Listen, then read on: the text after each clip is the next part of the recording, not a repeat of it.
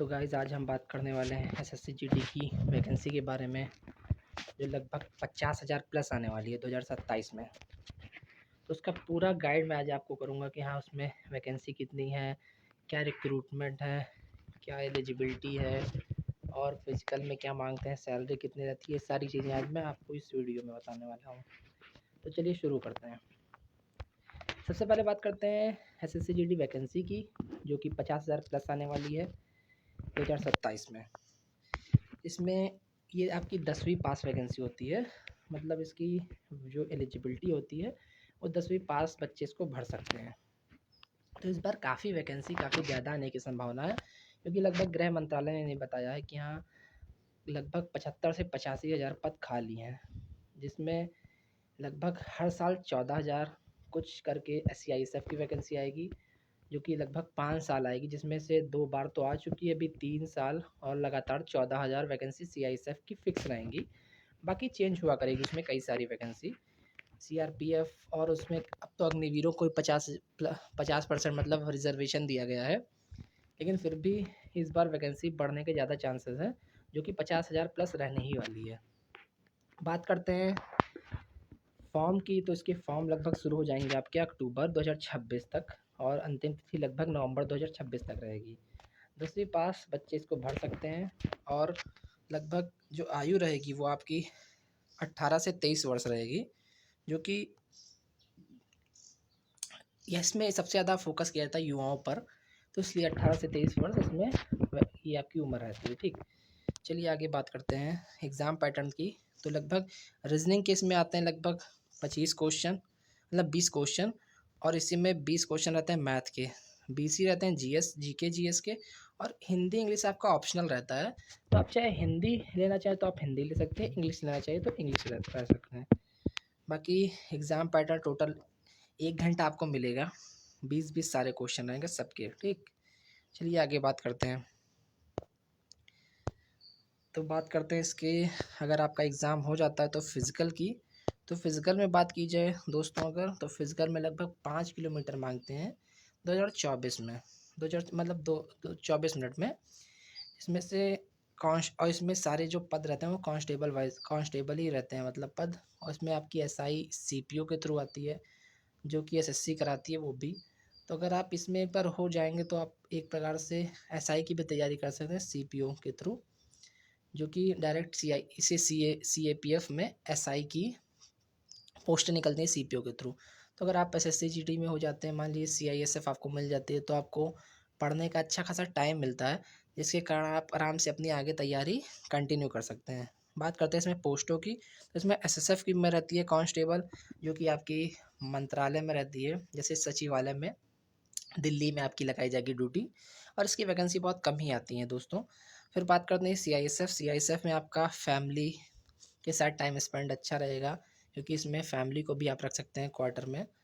इसमें क्वार्टर आपको लगभग 2 से 3 महीने में मिल जाते हैं, तो उसमें मतलब आप अपने फैमिली को रख सकते हैं। बाकी CRPF में और क्या नाम है SSB, इन सब में ऐसा नहीं होता है। तो CISF की एक खासियत रहती है, जिसमें आप फैमिली के साथ भी अपना टाइम स्पेंड कर सकते हैं, या फिर फैमिली को भी अपने आप साथ रख सकते हैं। ऐसे ITBP में रहती है इसमें, जो कि हमारा इंडिया तिब्बत के बॉर्डर पे लगती है, चाइना बॉर्डर पे।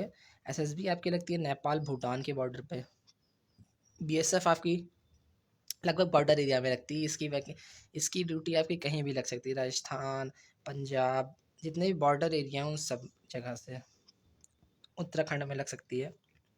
असम राइफल्स, असम में पोस्टेड होते हैं ये सारे, उधर बॉर्डर एरिया में असम में जितने भी पोस्ट होते हैं वो असम राइफल्स के रहते हैं जवान। और CRPF होती है नक्सल एरिया में, छत्तीसगढ़, झारखंड, इन सब जगह पे क्या रहते हैं CRPF की रहती है। और NCB रहती है आपकी नारकोटिक्स में, जिसकी कट ऑफ काफ़ी हाई जाती है। तो ऐसे इसमें कई सारी वैकेंसीज़ हैं। बात की जाए तो सबसे ज़्यादा जो कट ऑफ जाती है दोस्तों, तो हो जाती है SSF की। SSF की कट ऑफ जाती है लगभग 155 प्लस जाती है, जो कि 160 में से आपको नंबर मिलते हैं।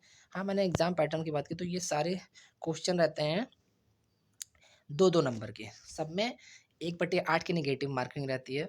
तो ये टोटल आपका 20 दूना 40, 20 दूना 40, 20 दूना 40 और ये 20 दूना 40, लगभग 160 नंबर का आपका पेपर आएगा दोस्तों। जो को आपको अगर आप जनरल एरिया में, तो इसकी कट ऑफ लगभग आपकी जाएगी 124 प्लस जाएगी। 124 मतलब आप लोग मान के चलिए कि हाँ 124 तो जानी ही जानी है। और अगर 144 प्लस रहेंगे तो एकदम 100 मतलब 54 प्लस रहेंगे तो आपको एसएसएफ भी मिल सकती है। तो इस तरह कट ऑफ की बात की जाए तो कट ऑफ ऐसे रहती है इसकी। बाकी अगर आगे बात की जाए तो कट ऑफ आपकी 100, जैसे मैंने बताया ना कि एसएसएफ में आपकी जाएगी लगभग 154 प्लस। ऐसे आगे जाती है कट ऑफ, क्या नाम है, अगर आप 140 प्लस रहते हैं तो आपका सिलेक्शन तो पक्का है। लेकिन अगर आप इसमें क्या रहता है कि जैसे बॉर्डर एरिया अगर आपका लग रहा है तो बॉर्डर एरिया में क्या रहता है कि कट ऑफ कम ही जाती है। अगर आपका 120 प्लस चली जाए तो भी आपका सिलेक्शन पक्का है। जैसे कुछ एरियाज़ हैं जो बॉर्डर में हैं, उसमें क्या रहती है सीआईएसएफ की, बीएसएफ और एसएसबी की कट ऑफ कम जाती है बॉर्डर एरिया में। बाकी जनरल में तो आपको कम से कम नहीं तो 135 प्लस लाना ही लाना है। लेकिन अगर वैकेंसी मान लीजिए ज़्यादा है, तो वैकेंसी अगर आपकी ज़्यादा आ जाती है तो लगभग अगर आप बॉर्डर एरिया में तो 120 प्लस पर सिलेक्शन आपका पक्का है, वरना फिर 130 प्लस पर जनरल एरिया में भी आपका सिलेक्शन क्या होता है, पक्का होता है। सबसे कम जाती है यहाँ पे सीआरपीएफ की, क्योंकि सीआरपीएफ बहुत कम लोग प्रेफर करते हैं, जिसकी वजह से सीआरपीएफ की कट ऑफ जो है वो सबसे कम जाती है।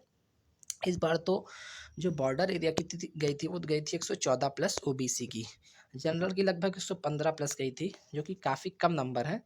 लेकिन वैकेंसी वाइज वैकेंसी भी ज़्यादा थी इस बार।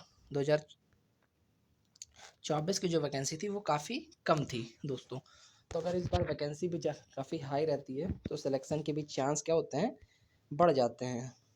जिसकी वजह से लोगों को कम ही नंबर पे आपको क्या होता है, सिलेक्शन मिल जाएगा। बाकी अगर वैकेंसी आपकी रहती है 22,000 25,000 इसी बार के थ्रू, तो इस बार की तुलना में तो अगर वैकेंसी रहेगी तो लगभग आपको 140 प्लस तो टारगेट लेके चलना ही पड़ेगा, क्योंकि इसके बिना तो सिलेक्शन होना ही नहीं है आपका।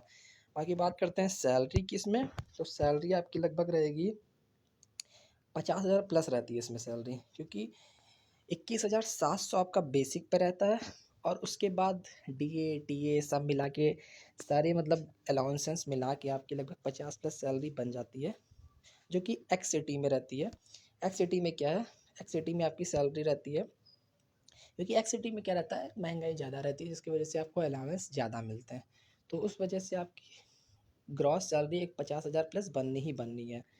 बाकी अगर वाई जेड सिटी में देखा जाए तो इसमें लगभग आपकी 18,000 से प्लस ही रहेगी सैलरी। इसमें भी लगभग 5-6 हज़ार रुपये का एक्स वाई जेड सिटी की वजह से फ़र्क पड़ जाता है दोस्तों। तो बात हो गई हमारी